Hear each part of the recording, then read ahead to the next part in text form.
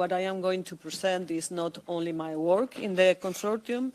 Gabinete Umbus is probably one of the smallest partners in this consortium, and I am talking on behalf of a group of people that we work a lot in producing a white paper about exactly what is the title in the screen, that is e-archiving initiative supporting the eIDAS2, that is, you have heard about this before, electronic archiving services. And this white paper, fortunately, was published yesterday, so you can find it in the e-archiving website.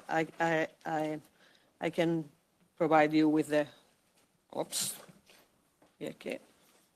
Okay, yes, to put in context, but we have heard about this before. The eIDAS2 regulation, it was enforced from May 20th, that means just 9 days ago.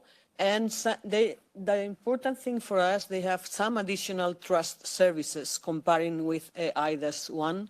As Frederick told us, the new one is the Electronic Archiving Trust Service. And what is this Electronic Archiving Trust Service? The regulation exactly said what is in the screen is a legal framework for qualifying electronic archiving, efficient toolbox that includes functional requirements and clear legal effects.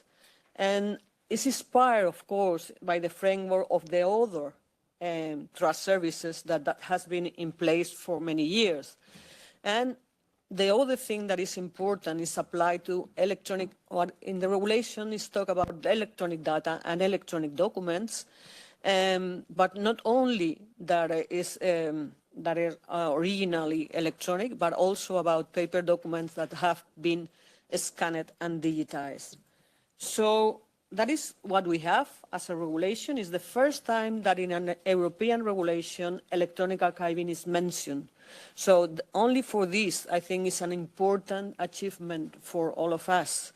And what we are trying to do with this white paper is to understand how the work that we have been done for 10 years or more than 10 years, as we heard about in the precedent presentations, we can help for this implementation of these trust services, because we have heard from DocByte and Frederick that DocByte is a qualified trusted providers, but that is because in Belgium, the Belgian Act, they came before, so they can do it under the Belgian Act. But we don't have qualifying trusted services in other countries. So what is going to happen in the following months, I think, because the regulation said that in 12 months, the Commission need to publish what is called the implementing acts.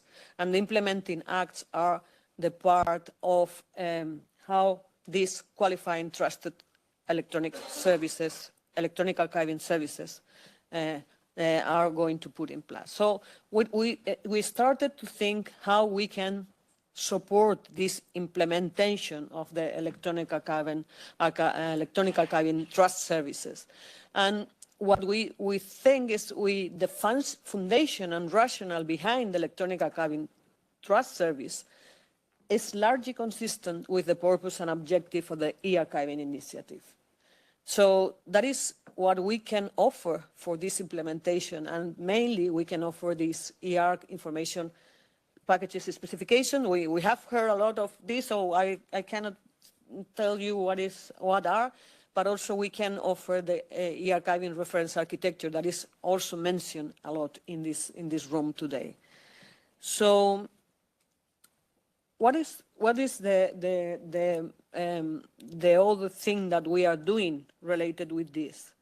Okay, the other trust services, especially the ones included in eIDAS1, have their own standards and provisions, and they are mentioned in the current implementing acts. But we don't have any standard, European standard, that can be used in the implementing act. So it was for this reason. Another thing that is mentioned before a lot, that is the CEN committee. That is CEN is one of the official European standardization bodies, and it's a French AFNOR, I have to say, AFNOR proposal to open this CEN 468 that is called preservation of digital information. And when it was open, we decided we need to have an active participation of e-archiving initiative. The first product of the CEN is the mapping with the existing standards deliverables in the European Digital Archiving and Preservation domain, and that is going to be published soon. I don't know exactly when, but it's finished and in the way of being published. But now we are working on a new standard, really some technical specification, but it's a standard at the end, functional requirements of electronic archiving services. And we are trying to put all our knowledge in the e-archiving initiative there. So, because we think that the provisions and procedures to implement electronic archiving in these implementing acts that have to be published May 21st, 2025, need to be clearly and ambiguously articulated to be comprehensible and not to understand different things that we can see in different conversations and different environments, that probably is a mix, could be a misunderstanding about if we can implement electronic archiving only with the standards that are made for the other trust services, that the other trust services are mainly about digital signatures, validations, electronic seals, timestamps, and this kind of things. So could be our contribution, of course. That is one of the things we think that we can put on the table to contribute to this implementation is our OIS model. It was mentioned a lot here. So although the terminology used in the OIS reference model and the eIDAS regulation may appear completely different, for us, after look at a lot to the regulation and look to the model and the terminology we normally use, we think that a clear correspondence can be done. So we can help on this and on how to translate, I can say, the concepts and terminology in the regulation, or the other way around, the concepts we normally use in the preservation and digital preservation domain to be understood under the regulation. Okay, so for example, in the eIDAS2, electronic archiving means a service ensuring the receipt, storage, retrieval, and deletion of electronic data and electronic documents to ensure their durability and legibility, as well as to preserve their integrity, confidentiality, and proof of origin throughout the preservation period. So that the first thing is preservation period could be understood also as a long-term preservation, because could be preservation that is not long-term, but of course this kind of services need to take in account that could be some part of the electronic document and electronic data to be preserved in a long term. And the other thing is the electronic archiving by nature, I can say, from the very beginning, as we also heard in this room today, the digital preservation measures need to be taken very soon. And you cannot wait. If you wait to take the preservation measures, probably you are going to lose the information.